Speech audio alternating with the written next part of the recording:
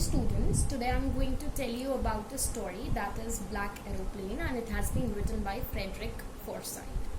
Okay, so first of all I would be telling you the sneak peek, a quick show of whatever I'm going to tell you about this particular story. That is the points to be covered. First of all, I would be telling you about the author. And it is very important for a person to know about the author of a particular piece of writing which they are reading. And why is it important? It is important because it gives us an insight. It gives us a new dimension about a particular story. So it becomes very important for a person to know about the nationality of the author, maybe that political or economic conditions or dimensions of his country must be included in the story. So in order to have a grasp of it, it is very important for us to know. Or rather we can say that there can be any personal connotations or personal relativity of the author and the narrator or the character of the story, who would be the protagonist or the protagonist of the story. So it is very important for a person to know about the author so that we can get those connotations which we are unable to get if we won't be able to know about the author well. So the second point which I would be telling to you would be the genre. And what does genre mean? Genre is category of the story, that to which category a particular story belongs to, like comedy or tragedy or mystery or detective fiction, right? So I'm going to tell you that which kind of story you are reading or which kind of story this Black Aeroplane is. Then I would be telling you the summary and followed with the theme of the story and the value based points of this particular story. Okay, so let's start with the author's view or the author's personal life and the professional life. Okay, so Frederick Forsyth, first of all we need to know that what is his nationality, which means that to which country he belongs to. He belongs to England. Okay, he used to live in where? United Kingdom. Okay, so if we talk about his professional life, we get to know from his career list, or rather we can say his career, that firstly what he did, he completed his studies of becoming a pilot, and he became a pilot. And it is only after becoming a pilot he wanted to have a glimpse of the world as a journalist. So he decided to become a journalist. So he completed his studies as journalist, and being a journalist he was also involved in the political arena of his country, and he became the political commentator. And what does political commentator mean? Political commentator means who comments on the political aspects of the society. And his characteristic, or rather we can say his nature of researching things as a journalist, made him or compelled him to become a writer. So his muse, rather we can say his inspiration to become a writer, was his keen interest to research things and to know things well. Okay, so if we talk about his writings, he was best known, rather we can see he's best known as for his thrillers and for his crime fiction as well. So why am I telling you about the author? I'm telling you about the author because in this particular story, the character of the story, that is the narrator, the name is not mentioned of the character in this particular story. He also belongs to England, and he is also a pilot. So these two personal elements of this particular author has been infused in this particular story. That is why I've told you about the author's personal life and his professional life. Not so much personal life, but the bit of his life which is important for you to know in context of this particular story. So let's start with the genre, the category of the story, the Black Aeroplane. First of all, I would like to tell you about the title, that it is very important for you to read, or rather to know about this particular story holistically. Only then you would be able to know that why this particular story has been named as Black Aeroplane, and why this particular color black is being associated with aeroplane, and why only this particular object is being used for the title of the story. Okay, so getting back to the genre, so the genre of the story is mystery. I'm sure that you all must have come across from this particular term, that is mystery, and you must be knowing its meaning as well. But talking about this particular term in context of the stories or the writings in literature which are literary centric is something different. Basically, if we talk about the literal meaning of mystery, is something that is difficult and impossible to understand or explain, and this is precisely what this particular story shows. This particular story shows something which is difficult and impossible to understand and explain, and this is what you will able to understand by the end of this story, that what is difficult in the story to understand, or what is difficult for you all as a reader to explain something about the story. So the question over here arises, after knowing that this particular story is mystery, so the question over here arises that what is the mystery of the story? It is a question in itself, right? So the story revolves around the mystery, who was another pilot. That is it. A very small mystery, and that is who was that another pilot.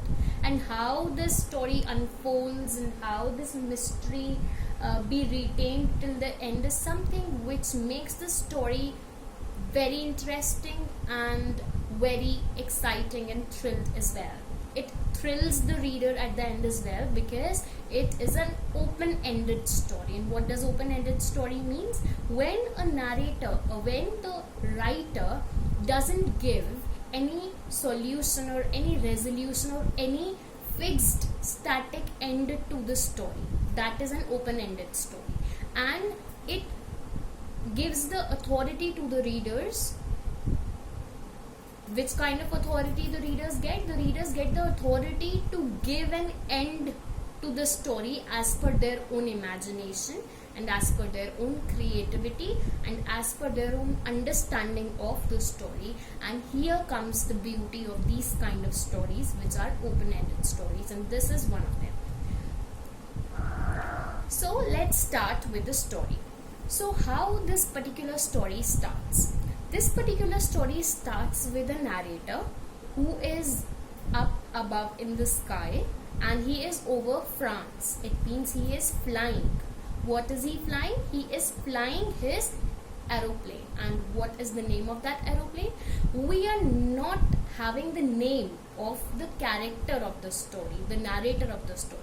But it is very interesting to know that we are having the name of the aeroplane, not the name of the character. Not a single name of the character in this particular story is being mentioned. Only the name of the aeroplane has been mentioned.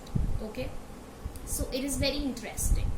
So what was he doing? He was up above in the sky over France, and he was flying his old Dakota aeroplane. Dakota is the name of the aeroplane, DSO-88. Okay, so the full name of the aeroplane was Dakota Aeroplane DSO-88. Okay, or rather you can say DS-088. Okay, so he was flying his old Dakota aeroplane over France, and he was looking at his watch, and the time was 1:30 in the morning. So he was there in the sky. The weather was very clear. There was not a single cloud in the sky. Okay, so he thought that he should inquire about the route, about the directions, so that he can head towards his destination. What was his destination? His destination was England. So where was he going? He was going from France to England, and through his old Dakota aeroplane DS-088, he was going from from France to England. And he did what? He inquired about the route from France to England by calling to the Paris control room through his radio, which was available in his old Dakota aeroplane. Okay, so the first picture which you can see shows that how he was flying up above the sky. He was above France. The lights were there beneath him. He could see those lights, okay, beneath him. He was up above in the sky. The sky is very clear. He was inside his old Dakota aeroplane and he was looking at his watch. The time was 1:30 in the morning. And the third picture shows that how he was inquiring about the route to England by calling to the Paris control room through the radio which was available within his old Dakota aeroplane. Okay? So the story proceeds with how he got the answer of his question from the Paris control room. As I've told you before as well, that he was contacting to the Paris control room so that he could get the directions. So he got the answer as well. A voice from Paris control room answered the pilot, and the pilot is the narrator of the story, so don't confuse with this, okay? And the directions which he got from the Paris control room was to turn 12 degrees west. Okay, so he was in the air above France, so he got the directions from the Paris control room to turn 12 degrees west so that he could get to his destination. So what did he do then? He first checked his map so that he could know where he needs to move further. He checked his fuel tank, that how much fuel is remaining in his old Dakota aeroplane, how much distance will it cover, and then he decided to head towards the west. Okay. Till then he was flying in the air only. It doesn't mean that he was stepped onto the road or onto the radar where the aeroplanes take their flights, right? So he was up above in the sky only when he was deciding to take his turn towards the west so that he could get to his destination. His destination was England. So he turned his Dakota DS-08 at 12 degrees west towards England. Okay, and when he was flying up above in the sky, in that clear sky, he was feeling something. And what was that? Feeling of happiness. And which kind of happiness? Why was he happy? He was happy because he was thinking that the climate is very clear, so it means that he would be able to get in time.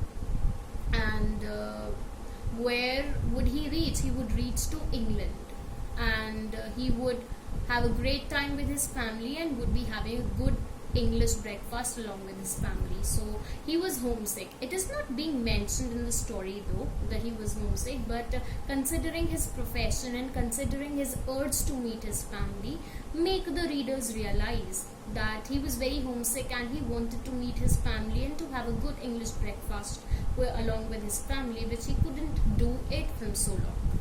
Alright? So what happened next? He was in his feeling of happiness. Then suddenly he realized that 150 kilometers he has covered. The narrator pilot covered 150 kilometers. Okay, but suddenly what happened? His Dakota, it means his aeroplane, was surrounded by very dark, stormy clouds.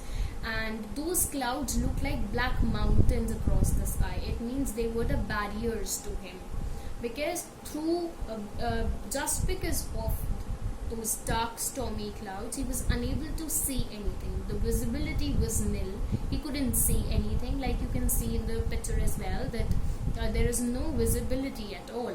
So he was unable to see anything. So he was wondering where to move.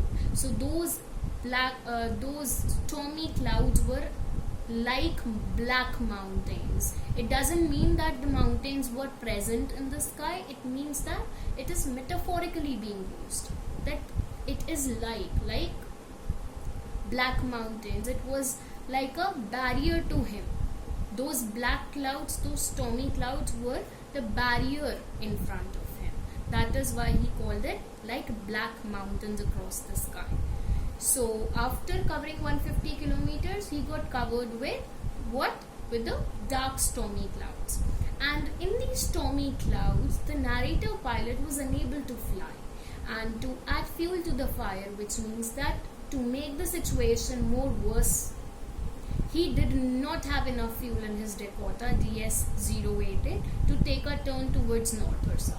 Though he checked his fuel then and he was having enough fuel to reach to his destination, but when he get surrounded by the black clouds and he covered 150 kilometers till then, his fuel was getting reduced from the tank of his old Dakota, and he was feeling very very nervous and very very frightened that what will he do, because there was no visibility in the sky due to the stormy clouds.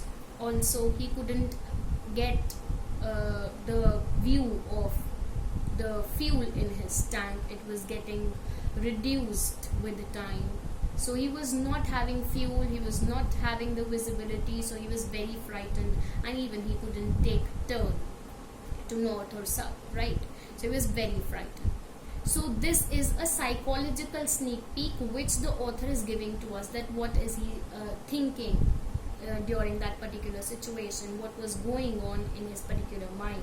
So that is the psychological account which we are getting, whatever he is thinking. This is what the author is giving to us, the readers, so that we can also feel whatever he was feeling in that particular situation. So these black clouds were a big disappointment to the pilot. And why were those black clouds were a big disappointment to him?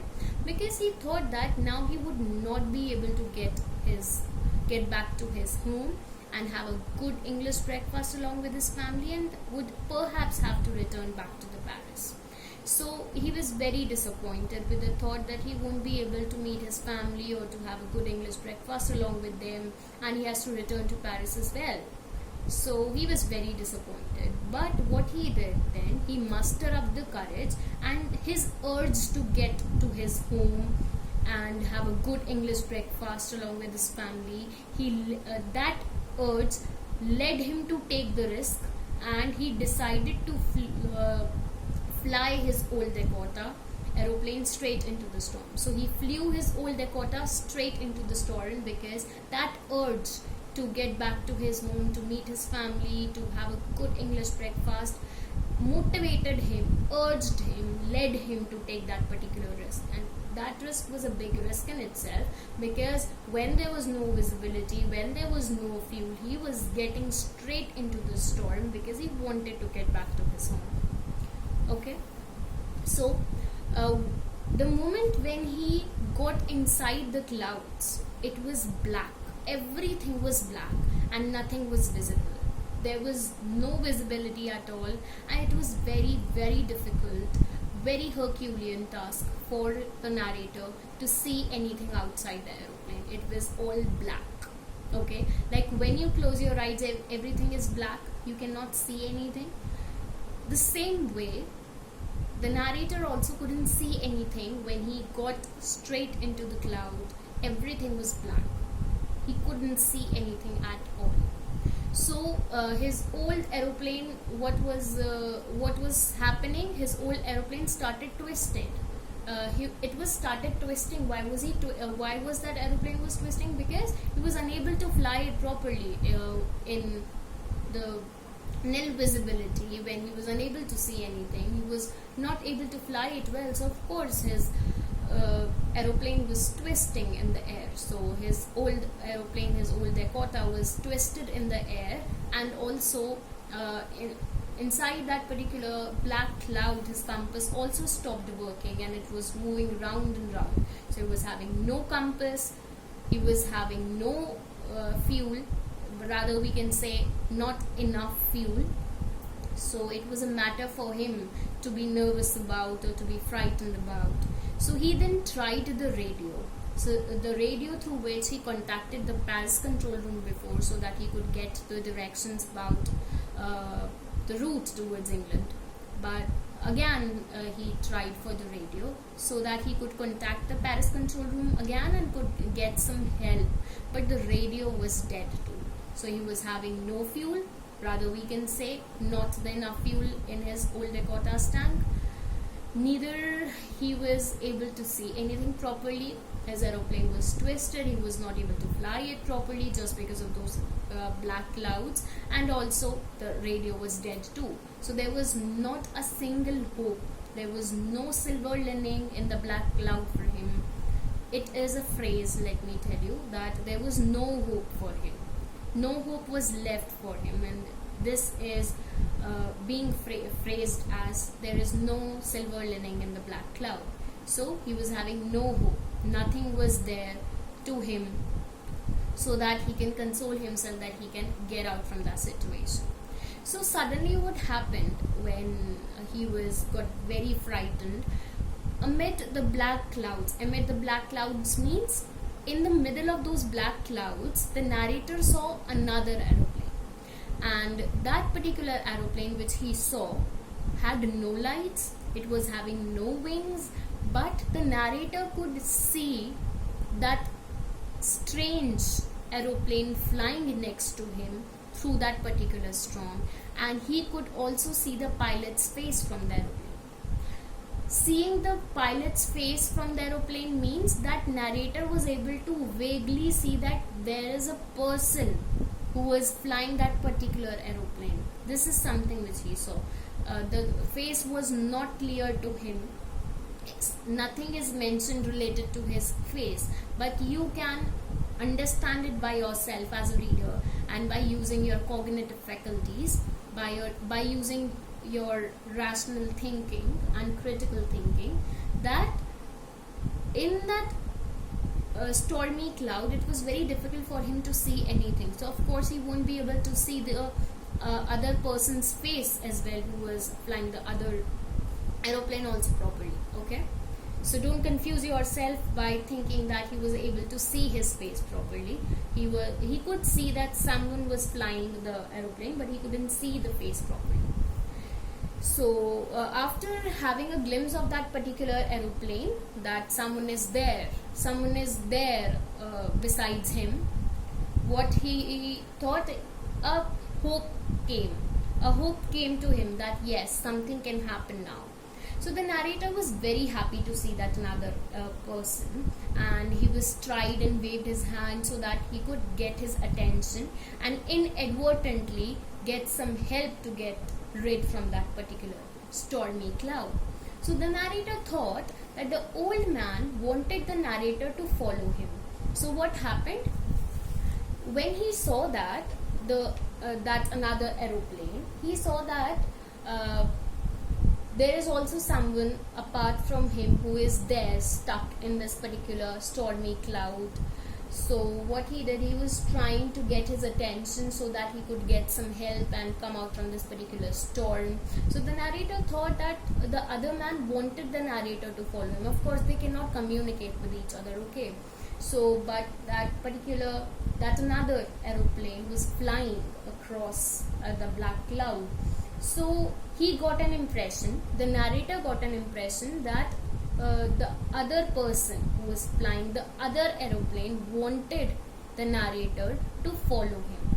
So what he decided, the narrator thought that the other man wanted the narrator to follow him. So he tried his best to get some visibility outside his Dakota aeroplane and started following the other aeroplane like an obedient child. Now one thing which you need to understand over here, before I said that it was very difficult for him to see anything because everything was dark around him. But here I am saying that he tried his best to get some visibility outside his Dakota. So it was his inner strength. He used his inner strength, his inner power, so that he could get out from that particular stormy cloud. So he tried his best to look outside his Dakota aeroplane. It means that in a way he tried hard to look besides his fear. He tried to overcome his fear. He made his feeling of fear, rather we can say he was trying himself to be isolated from the feeling of his fear, and was trying to get forward so that he can get rid from that particular problem. So we can over here say that that particular aeroplane, rather I can not reveal the mystery here, so you can get the answer at the end of the story. I'm not revealing it right now. So he tried his best to get some visibility outside his Dakota aeroplane. So that visibility is his inner visibility, not the physical visibility, because it was very difficult for him to see outside in that stormy cloud. Okay, so he started following that other aeroplane like a obedient child. So a half an hour got elapsed and that strange aeroplane was still there, but to the narrator's disappointment, only a little fuel was left in the old Dakota's last tank to fly. It could only fly for 5 to 10 minutes, and this frightened him again. The very feeling that his fuel tank is going to be finished soon made him frightened a lot. So suddenly what happened, he came out from the dark clouds and saw two straight lights in front of him. It was a run, an airport. He turned back to look that strange aeroplane on the radar, but he could not see anything. The black aeroplane was gone and he could not see it anywhere. So when the half an hour got elapsed and he saw that only a little fuel left, he got frightened. But when he could muster up some courage, or rather he realized that he is out from those black clouds and he could see a runway and a radar where he could take off his flight, he was very happy. But when he looked back to see that strange aeroplane, that black aeroplane, he couldn't see there. It was there was nothing besides his back. It was only his Dakota aeroplane which was there on the radar. So he was wondering where that black aeroplane went. So what he did, he went to the control room where he took off his flight, and he inquired the woman there about that particular aeroplane which was there up in the sky, which helped him to get out from that situation. So in order to inquire about the black aeroplane, the pilot within, the narrator pilot went to the control room, and to his amazement, what he got to know from the woman, he got to know that there was no aeroplane up there in the storm, and he was the only one who got stuck up there in the storm. And this amazed the narrator, and you can even see the picture of the narrator, that how the expressions which are there on his face is reflecting that he is very confused. He is thinking that how is it possible. And this is what I have told you before starting this story, that now the point comes when we can say that something happened which is difficult to explain and to understand.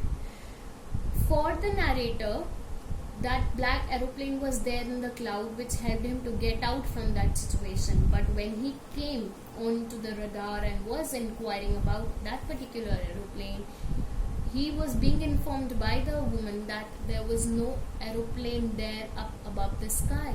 So he got very, very amazed. He was in a feeling of wonder that where it went.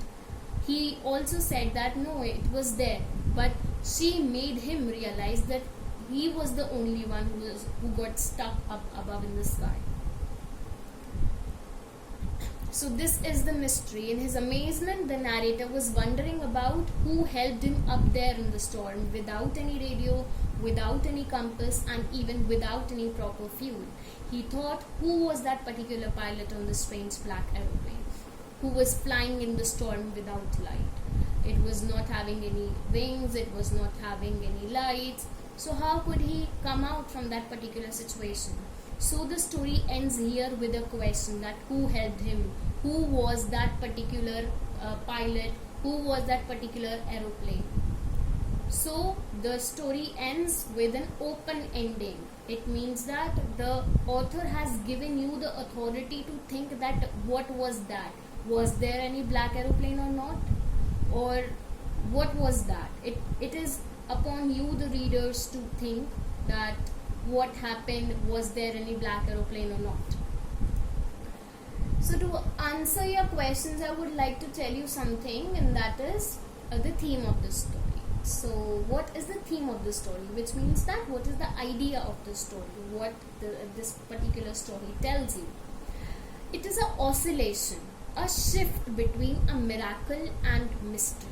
It gives you a psychological insight into the character under the stress. To elaborate it, I will tell you that in this particular story you get the psychological insight of the narrator, that what was he feeling in that particular situation. Also, this particular line, oscillation between miracle and mystery, means this particular story is a shift between a miracle and a mystery. It is very difficult for any reader to come onto the conclusion whether it was a miracle, if there was any black aeroplane, so where it went then, and if not, then it is a miracle, so it ended with a mystery, that what was that. Okay, so it unfolds an incident of how the narrator got encountered with a pilot of a black aeroplane who comes to rescue him when he was in a distress. It is a mystery built around the black aeroplane and its pilot. The story is an open-ended story which left the readers to decide and discuss where that black aeroplane went. This particular story is also endowed the readers. Endowed means provide the readers with a question. Was there any aeroplane up there amid the stormy clouds? Or was it a mere imagination of the narrator? Mere imagination means an only imagination of the narrator, or his internal drive, his internal urge to reach his home helped him to come out from that stormy cloud himself. It all depends upon the reader's creativity, that all they want to, how they want to end the story. Okay, so I have given you some of the possibilities, that what can be the possibilities. It can be his imagination which helped him to come out from that aeroplane, from that, rather we can say, the black cloud. Rather we can say it was his inner drive to reach his home helped him to get to his come out from his tribulation of being stuck in the black cloud. So these are the possibilities which I have given you. It's up to you upon your creativity, that what end or what resolution or what conclusion you would like to give to this particular story. So very important, this particular story is important when it comes to the value based points of this particular story. So the questions which you could get in your board exams would be the value based questions from this particular story.